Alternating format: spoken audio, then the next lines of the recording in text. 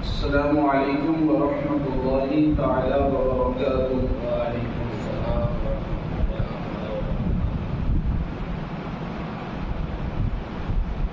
ورحمۃ اللہ۔ الحمد للہ رب العالمین، والصلاة والسلام على سید الانبیاء والمرسلین، اما بعد فاعوذ باللہ من الشیطان الرجیم، بسم اللہ الرحمن الرحیم، الا ان اولیاء اللہ لا خوف علیہم ولا هم يحزنون الذین آمنوا وكانوا يتقون۔ صدق اللہ العظیم، وبلغنا رسوله النبي الأمين المكين الكريم،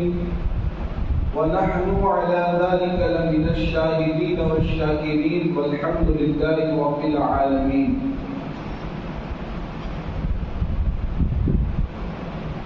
آئیے کچھ باتیں آپ کی سماعتوں کے حوالے کرنے سے پہلے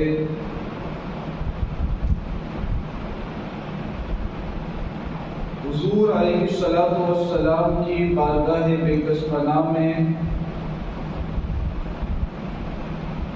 جس طریقے سے پڑھاؤں، میرے ساتھ مل کر ہدیہ درود و سلام پیش کر اور پڑھیں الصلاۃ والسلام علیک یا رسول اللہ، الصلاۃ والسلام علیک یا حبیب اللہ، الصلاة والسلام عليك يا خاتم النبيين وعلى آلك وأصحابك يا شفيع المذنبين۔ پیارے آقا علیہ الصلوۃ والتسلیم کے پیارے دیوانوں، آپ حضرات اس بات کو اچھی طریقے سے جانتے ہیں کہ حضور سیدنا غوث پاک رضی اللہ تعالیٰ عنہ کے وصال کو تقریباً 900 سال بلکہ اس سے زیادہ عرصہ گزر چکا ہے۔ 5ویں صدی عیسوی میں حضور غوث پاک رضی اللہ تعالیٰ عنہ کا وصال ہوا ہے، 5ویں صدی ہجری میں وصال ہوا ہے، اور ابھی 1443 ہجری چل رہی ہے۔ تو آپ غور کریں کہ 900 سال بلکہ اس سے زیادہ عرصہ گزرنے کے باوجود آخر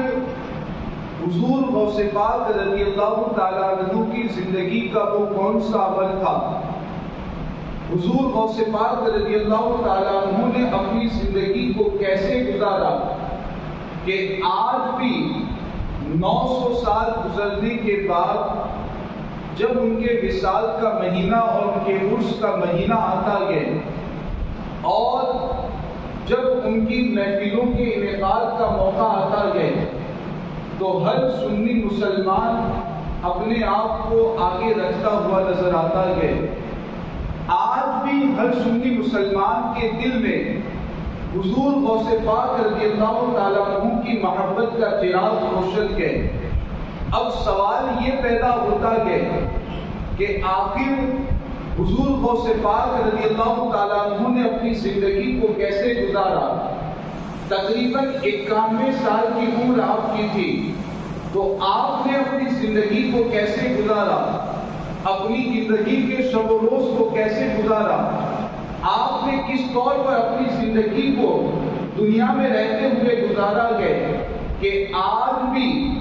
لوگوں کے دلوں میں آپ کی محبت موجود ہے، آج بھی لوگوں کی زبانوں پر آپ کا ذکر اور چرچا موجود ہے؟ آخر اس کی وجہ کیا ہے؟ اس بات کو آج ہم سمجھنے کی کوشش کریں گے۔ کہ اللہ تبارک و تعالیٰ نے حضور غوث پاک کو اتنا بلند مقام کیسے عطا کیا، اللہ رب العزت نے حضور غوث پاک کو اتنی بلند شان کیسے عطا کی، اس چیز کو آج ہم اور آپ سمجھنے کی کوشش کریں گے۔ اس سے پہلے قرآن کریم کی جس آیت کی تلاوت کا میں نے شرف حاصل کیا، اس آیت کا مطلب اور معنی اچھی طریقے سے سمجھ لیں۔ اللہ تبارک و تعالیٰ قرآن میں ارشاد فرماتا ہے، الا ان اولیاء اللہ لا خوف علیہم ولا هم یحزنون۔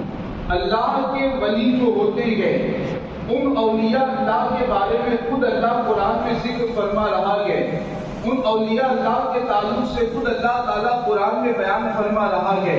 کہ جو اللہ کے ولی ہوتے ہیں ان کا حال یہ ہوتا ہے کہ جب وہ دنیا میں زندگی گزار رہے ہوتے ہیں تو دنیا میں زندگی گزارتے ہوئے انہیں کسی چیز کا خوف نہیں ہوتا، انہیں کسی چیز کا ڈر لاحق نہیں ہوتا۔ وہ دنیا میں بظاہر تو ایسے زندگی گزار رہے ہوتے ہیں کہ ان کے پاس کھانے پینے کی فراوانی نہیں ہوتی، مال و دولت کی فراوانی نہیں ہوتی، پھر بھی دنیا میں زندگی گزارتے ہوئے انہیں کوئی خوف اور غم لاحق نہیں ہوتا، اور آخرت میں بھی وہ غمزدہ نہیں ہوں گے، آخرت میں بھی انہیں کوئی غم لاحق نہیں ہوگا۔ یہ اولیاء کرام کی شان ہے، یہ اولیاء کرام کا مقام اور مرتبہ ہے جو اللہ تبارک و تعالیٰ اپنی کتاب میں بیان کر رہا ہے۔ اب آگے ذہنوں میں ایک سوال پیدا ہوتا ہے کہ آخر اللہ کا ولی کس کو مانا جائے، اللہ کا ولی کس کو جانا جائے، اللہ کے ولی کی پہچان کیا ہے؟ ہم دنیا میں بہت سارے انسان دنیا میں زندگی گزار رہے ہیں، حضرت آدم سے لے کر کے قیامت تک کتنے انسان آنے والے ہیں۔ اب سوال یہ پیدا ہوتا ہے کہ کس انسان کو ہم اللہ کا ولی مانیں، کس انسان میں کون سی باتیں ہونی چاہیے کہ جن باتوں کی وجہ سے ہم انسان کو اللہ کا ولی تسلیم کریں۔ آج کے دور میں اس بات کو سمجھنا بہت ضروری ہے، اس لیے کہ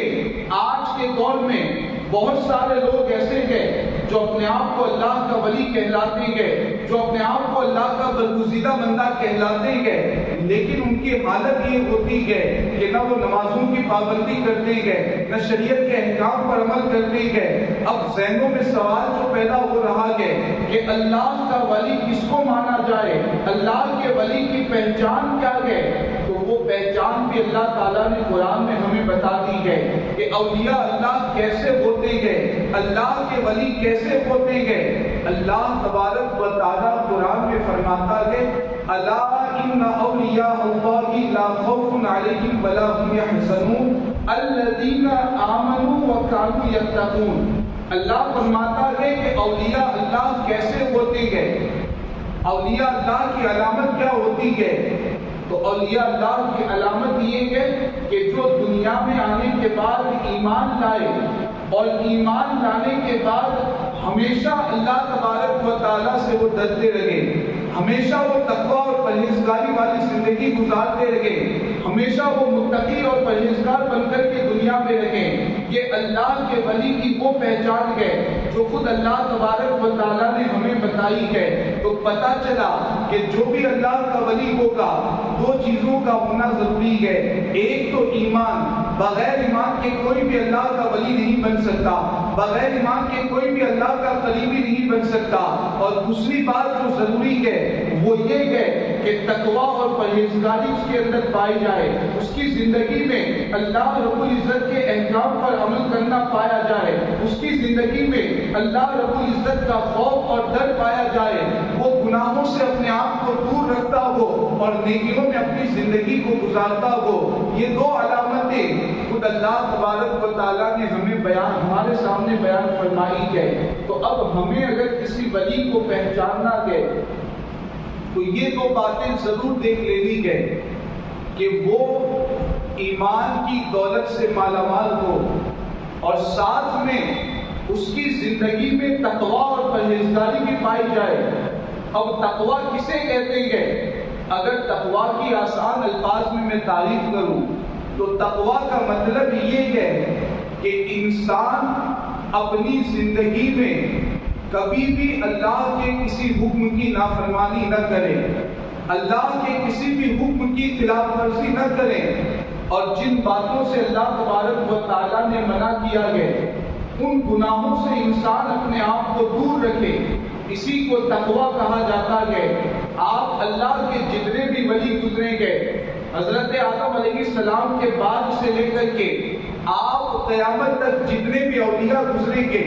آپ سب کی زندگی کو دیکھیں گے۔ حضور غوث پاک رضی اللہ تعالیٰ عنہ کی زندگی دیکھ لیں، حضور خواجہ غریب نواز رضی اللہ تعالیٰ عنہ کی زندگی دیکھ لیں، مخدوم پاک کی زندگی کو دیکھ لیں۔ اسی طریقے سے جتنے بھی اللہ کے ولی گزریں گے، آپ ان کی زندگی کو دیکھیں گے تو آپ کو یہ چیز ہمیشہ ان کی زندگی میں ملے گی کہ وہ اللہ کے حکم سے کبھی بھی خلاف ورزی اللہ کے حکم کی نہیں کرتے، نمازوں کی پابندی کرتے ہوئے آپ کو ملیں گے، اللہ کے احکام پر عمل کرتے ہوئے وہ ملیں گے۔ ان کی زندگی کا ہر عمل اللہ تبارک و تعالیٰ کے حکم کے مطابق گزرتا ہوا نظر آئے گا۔ تو اولیاء اللہ کی یہ شان اور پہچان خود اللہ تبارک و تعالیٰ نے ہمیں ہمارے سامنے بیان فرمائی ہے۔ اب آئیے حضور غوث پاک کی زندگی کو ہم دیکھتے ہیں کہ حضور غوث پاک رضی اللہ تعالیٰ عنہ کی زندگی آخر کس طور پر گزری ہے، اور یہ بلند مقام جو آپ کو عطا کیا گیا اس کی وجہ کیا ہے۔ آپ کی زندگی کا اگر میں مختصر خاکہ بیان کروں تو آپ کی زندگی کا مختصر خاکہ یہ ہے کہ 18 سال کی عمر تک آپ اپنے شہر گیلان میں رہ کر کے دین کی تعلیم حاصل کرتے ہیں، اور اس کے بعد جب دین کی طلب کا شوق بیدار ہو جاتا ہے اور بہت زیادہ دین کی طلب آپ کے دل میں پیدا ہوتی ہے تو علم دین حاصل کرنے کے لیے آپ بغداد کی طرف سفر کرنے کا ارادہ کرتے ہیں۔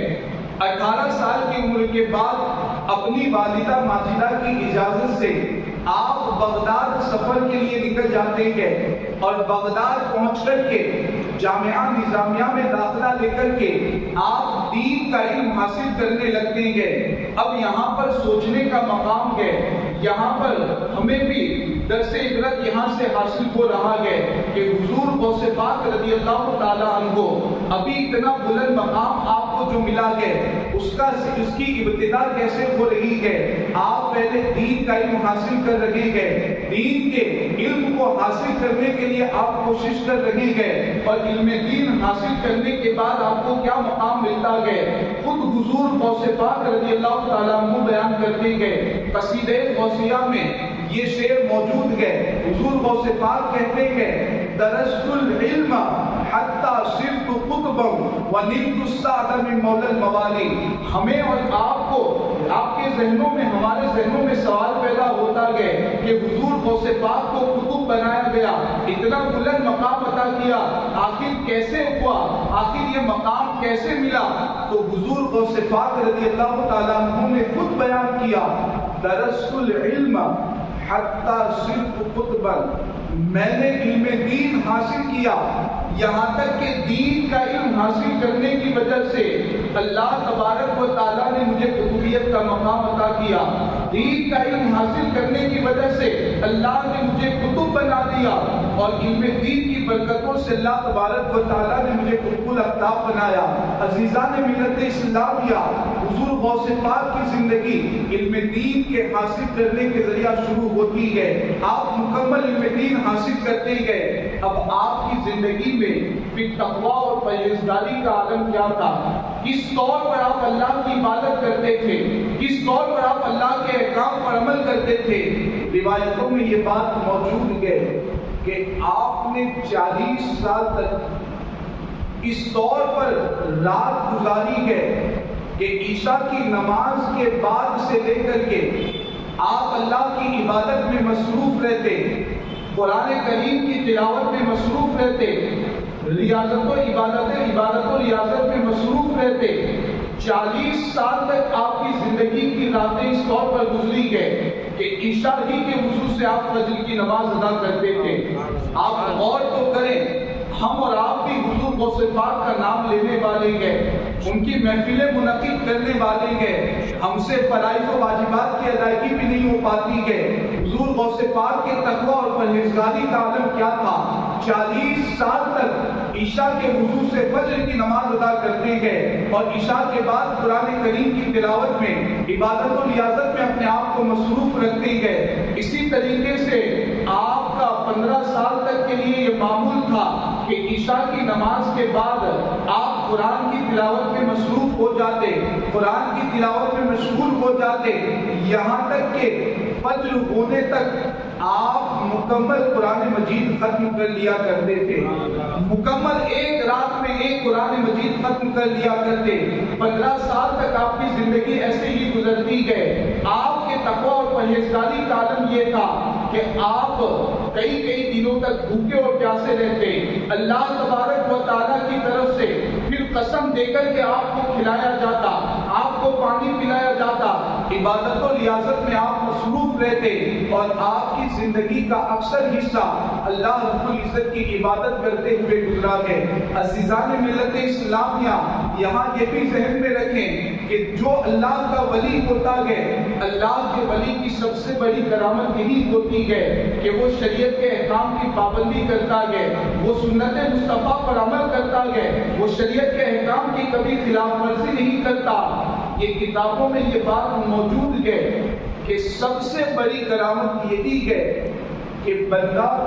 شریعت کے احکام پر استقامت اختیار کرے اور شریعت کے احکام کے مطابق زندگی گزارے۔ اور ولی کے لیے قرآن کی روشنی میں نے بتایا کہ شریعت کے احکام کو فالو کرنا اور شریعت کے احکام پر عمل کرنا یہ بہت ہی ضروری ہے۔ جو نمازوں کا پابند نہیں وہ کبھی اللہ کا ولی نہیں ہو سکتا، جو قرآن کی تلاوت کرنا نہیں جانتا کبھی اللہ کا ولی نہیں ہو سکتا، جو عبادت و ریاضت میں اپنا وقت نہیں گزارتا، جو سنت مصطفیٰ پر عمل نہیں کرتا کبھی اللہ کا ولی نہیں ہو سکتا۔